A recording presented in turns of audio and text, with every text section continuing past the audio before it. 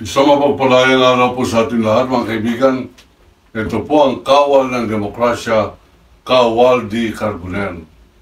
Nagsasabing, Bismillahirrahmanirrahim. Alhamdulillah Rabbil Alamin. Assalamualaikum warahmatullahi wabarakatuh. Allahu Akbar. Mga kaibigan, sa araw na ito, napaka-importante po itong ating pong episode.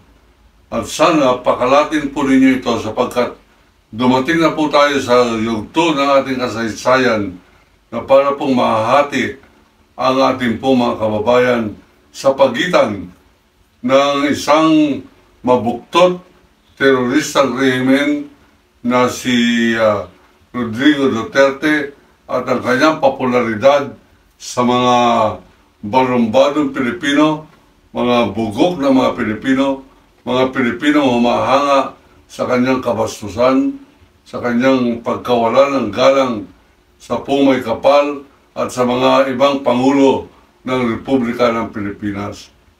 Mga kaibigan, ang pagitan po para po itong civil war ng mga taong bayan. Yung po ba magpupumilit pa rin na humanay sa isang berdugo, terorista, bugok, duwag at traidor na Rodrigo Duterte at sa katinuan po ng ating bansang Pilipinas, abay, dito po natin makikita ang paghihiwalay na ng ating po mga kababayan.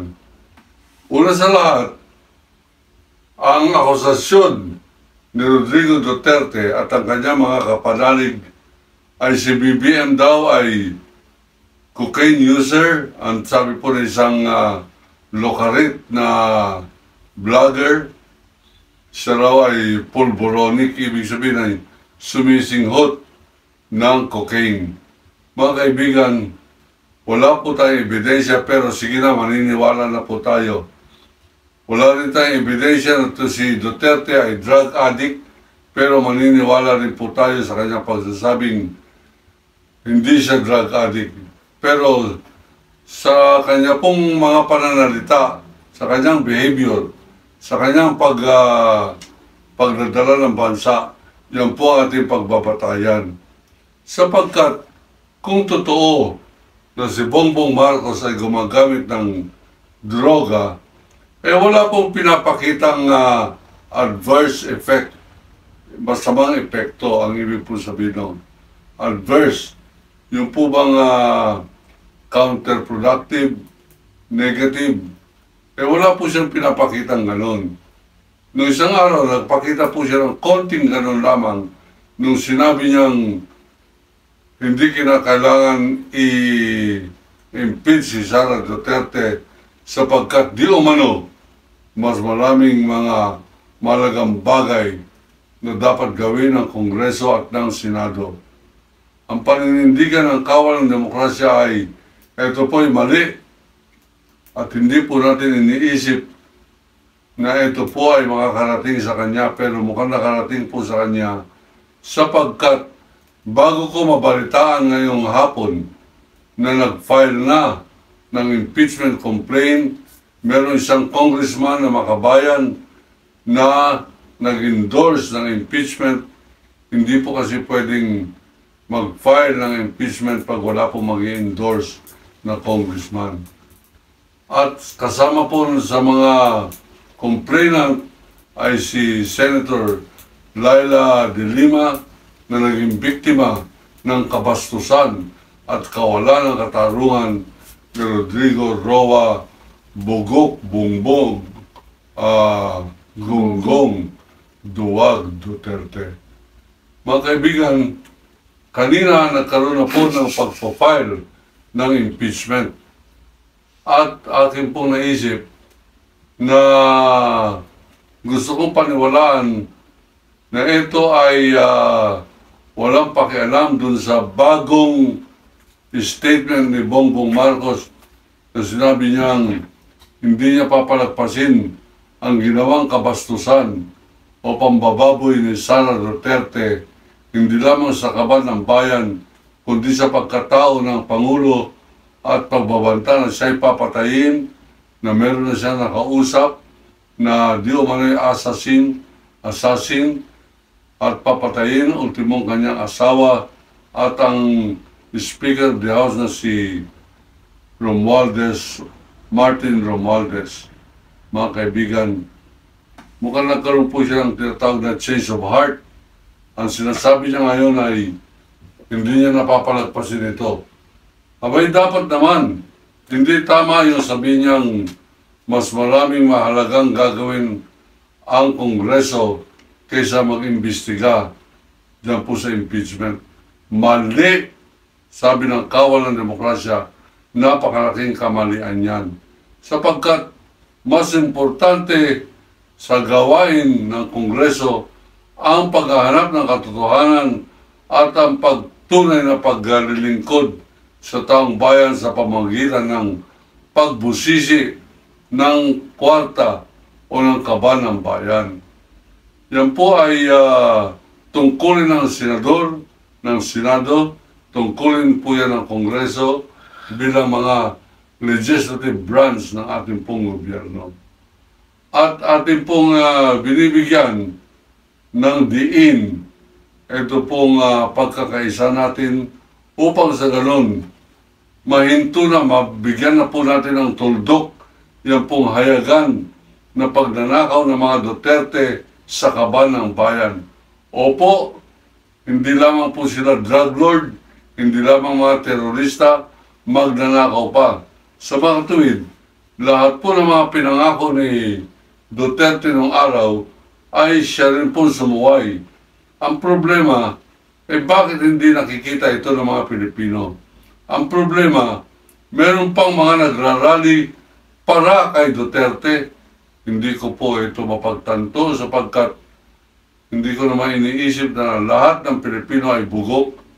Meron pong isang siraulo yata na mayor na nagsasabing Duterte forever siya.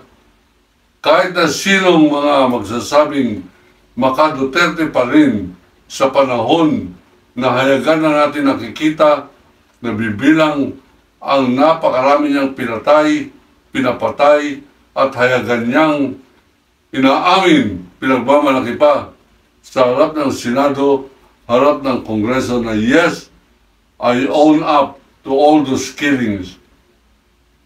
I take full and legal and moral responsibility for all those killed by the police. Hayagan na po yan. Meron pa mga magmamaka Duterte, hindi na po pagbibintang yan. Hindi na atake ni Waldy Carbonell yan. Hindi na yan atake ni Christian Esguerra.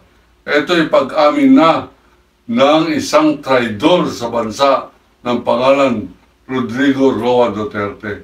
Umamin na dyan sa Quadcom sa Senado, inamin niya at nung sinabi sa kanya ni Risa Hontiveros, totoo ba yung sinasabi ni Colonel Garma?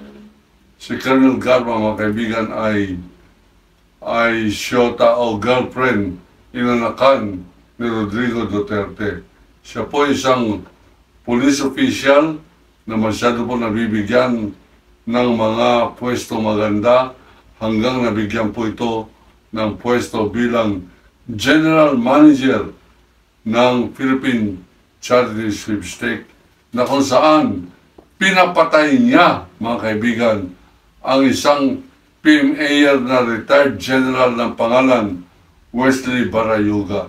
Kaya nga po, nawala ang aking pong paggalang dito sa mga PMA na ito. Lumalabas, hindi lamang sila bugok, kundi wala mga prinsipyo. Lumalabas pa sila yung mga duwag sapagkat hindi nila kaya ipagtanggol yung pinatay ng kapulisan na kanilang mista o kasama sa PMA.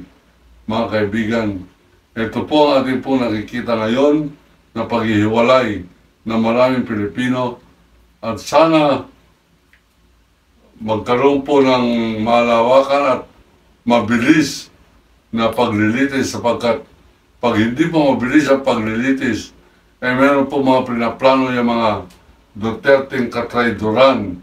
Wala na po silang pakialam sa batas. kanilang Supreme Court, kanilang ang Senado, kanilang malaking bahagi ng Army sapagkat sang-ayon kay Duterte, sinabi niya, alam po ninyo itong depresya kay Duterte, pag tumatanggap kayo ng pera sa kanya, binubulgar niya po yan. Ang sabi niya, hindi lalaban sa akin ang mga Army sapagkat pinapakain ko ng pera yan. Siguro, sa kanilang katahimikan na mayroong pinatay ang kapulisan na nag-utos ay girlfriend ni Duterte na si Colonel Rowena Garma, mga kaibigan. Walang pumalag na PMA. Ang mga PMA na ito ay mga bakla pala, binabae. Hindi po tayo galit sa mga bakla sapagkat meron po mga bakla na sumisikat dyan, nagiging showtime host pa. Ito pong ating pong sinasabing bakla ay yung pong walang paninindigan na mga PMAers. Meron po may paninindigan dyan, isa na po dyan. Yan, nandiyan po si Colonel Leonardo Odonio, nandiyan si Colonel Dencio Acop. Dencio po yung first name, Acop. May mga ano po, at nandiyan po yung isang halimbawa ng isang napaka-ideal na PMAer ng pangalan ay Antonio Trillanes Sani IV. Atin pong binibigyan ng pagkilala ngayon itong si Sani, ex-senator Sani Trillanes. Nanghihinayang lamang tayo sapagkat bakit siya tumakbo bilang alkalde ng Caloocan City. Ang relevance po dapat ngayon ay sa Senado. Lalo pa man, pag na-impeach po si Sara Duterte, dadaan po yan sa Senado at lahat po na akin po nakakausap na mga kapwa ko medyaman at ilang mga kabarkada na matitino ang pag-iisip. Ang sabi nila, maaari makalusot yan sa Kongreso sapagkat binastos sila ni Sara Duterte. Pero sa Senado, na siya po magiging judge, final arbiter ng impeachment, baka hindi yan makalusot sapagkat isa lamang senador ang makabayan dyan, ang pangalan Senator Risa Hontiveros. Yung iba po, yung isa ay napawalan sala pa ng Sandigang Bayan sa the policy scam. Kaya po nawawalan tayo ng kumpiyansa o ng tiwala kuminsan sa ating mga korte sapagkat nawawalan ng saysay yung pong ating mga batas pag sila po'y nilakad at sila po'y inareglo. Bueno, mga kaibigan, tayo po ay magbubuo ng ating pong samahan sa ilalim po ng kawal ng demokrasya. Ipakalat po ninyong mabuti ito po ating programa sapagkat kinakailangan makarating ito sa maraming mga congressmen, congresswoman at mga senadores. Para sa ganun, malaman nila na binabantayan sila ng kawal ng demokrasya at mga kapanalig dito. At pag dumating na po yung impeachment complaint, tinaas na yan sa Senado, tayo po ay magrarally maraming beses every Monday upang iparamdam sa kanila na binabantayan natin ang ating mga kinatawan sa Senado. We will be the guardians, we will be the arbiters, we will be there to watch them and see whether they are capable of loving their country by doing their job as judges for the impeachment of one of the most notorious, one of the most uneducated vice presidents this country ever had. Ang pangalan, Sara Zimmerman Duterte. Anak ng berdugo, anak ng terorista, anak ng drug lord ng pangalan Rodrigo Roa Duterte. Yan po ang ating pong paninindigan. Kung kayo po'y nakikisa sa akin, ipakalat po ninyo itong ating pong announcement na ito. Babantayan po natin itong impeachment na ito. Sama-sama tayo at pakita natin na marami po tayong bilang. Ako po ang kawal ng demokrasya, Waldy Carbonell, na sasabing iniibig ko ang Pilipinas. Allahu Akbar.